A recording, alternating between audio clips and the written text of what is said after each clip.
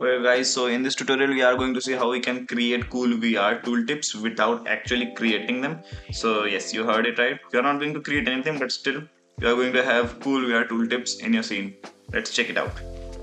So see, this scene is there, and just focus on these tooltips in this tray. All these tools are kept, and just check it out. If I'm moving, these tooltips are also moving with the camera. So basically these are like billboard kind of tooltips which are always facing the camera. So this is really cool.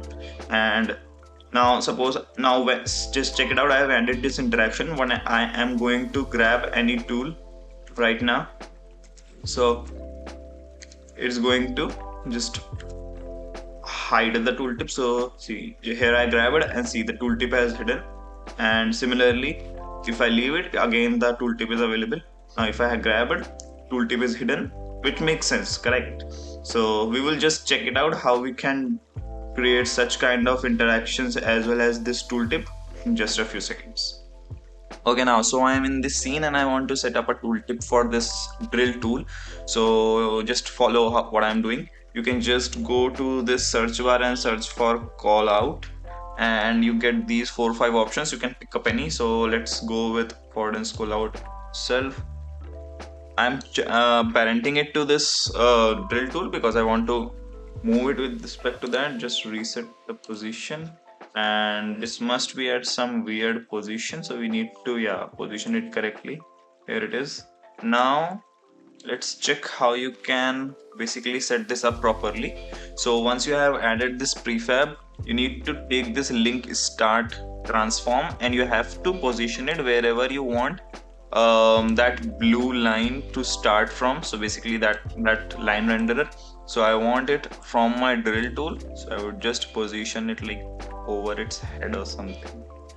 Yeah, so now it's pointing to this tooltip, this tool where I want it to start pointing from. And the other thing is this position. So right now this position would be the position which this transform is the position which this overall this your tooltip thing, this canvas we would call this, because this is a canvas after all, which is going to follow. So you have to set this position. So right now it is set to the end point of this blue dot here. If I just unselect it, so this blue dot, you see, this is the position where it is set to, and I'm happy with it after all, so I don't need to change it. But like if you want to change it somewhere else, maybe you don't want this dot to be here, you can just move it here. And let me show you how you can also move that dot also. So this link end thing, this is your game object, see, so you can just position it accordingly as well. So like if I try to move it, you see, check this out, I have added it here, not there. Okay, so let's do it. And the target also, I want it to follow this thing. So yeah, okay. And now let's check how you can change this text. So what's say Asim's tooltip, yeah, and check out that it's auto resizing. I've changed the text to let's do XR, which is rather apt. And so yeah, we have set the start position, we have set the end position from this link end, and we have set the tooltip target position as well to this link end.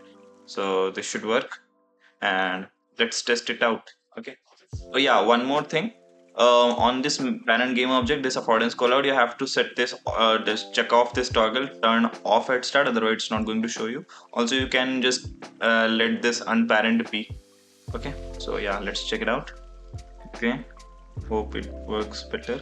Yeah, now you can see, so our tooltip is there, and the start position we marked it here, so it's also showing you there. So yeah, basically your tooltip is done. And now let's check out what are the few components in this which need to understand in order to fully have control over it. So first of all, we have this call out thing, which is referencing to this lazy tooltip transform. So basically this is our main tooltip, so it's just checking that out. Dwell time is basically how long it's going to just float, take time to float there. So if like the tooltip is way far away from your start position, it's going to take some time. so better you can keep it to 0 if you just want to instantly show it. These two we already talked about. Curve.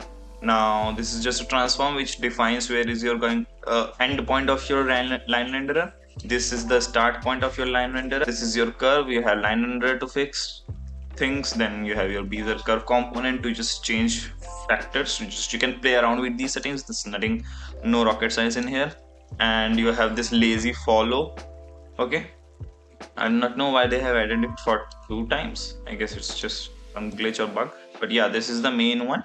So this is the target. This is the target offset, which you can define how fast it should move with respect to that. Like the follow speed, basically time and everything. So basically, these factors are pretty much self-evident. You can just play around with them according to your use case, and you should be good to go. And so yeah. Yeah, I guess that was all. Was it anything else? No, yeah, that was all. So yeah, that's how you create your tooltip in VR without actually creating it. In fact, you just used a prefab. So I really appreciate the efforts the XR Interaction Toolkit team is um, putting in here, because like these are really handy stuffs which they are creating for us. Otherwise you'd have to create it from scratch using all those things. So now you can see it's just perfectly doing and floating it, right?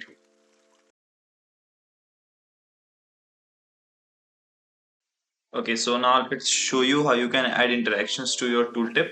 So we had this tooltip, and now what we want is when we are hovering over this tool, then only the tooltip should appear. And if we are not hovering over it, it should not be visible. And once we grab it, then also it should get disabled. So just a user experience thing. So what you can do is, so this tool is a grab interactable, and I can go to this interactable events, and I can select this hover enter. So you can also do this first hover enter, so that if you think your user is that intelligent to remember the name, which is I don't think is a good practice. So only on the first hover it's going to show this. Anyways, so we are going to add it on hover entered. We just need to enable it, set active. Okay, and on hover exit, this should again get disabled. So set active false, and when selected, we want it to set active false again, hide it. Okay, yep, that's about right. Yeah, on a hover enable it, on hover exit disable it, on select disable it. Okay, let's save it. Let's test it out now. So here we are in our scene. Let's go down. Let's go closer. Okay, and let's try and hover it. So see, it's visible. If I have to move, gone. Visible, gone. Visible, gone. And I'm hovering it, and I grabbed it, so it's gone. Okay, and now I leave it to be. Again, on hover exit, grab. So yeah, there we are. Done. So yeah, that's how you add it. So that you can add some kind of interactions to it. All of this can be done via code, but that's something which we would be exploring in an upcoming series. So yeah, that's all. Cool. See you in the next one. Let's keep doing XR. Bye bye.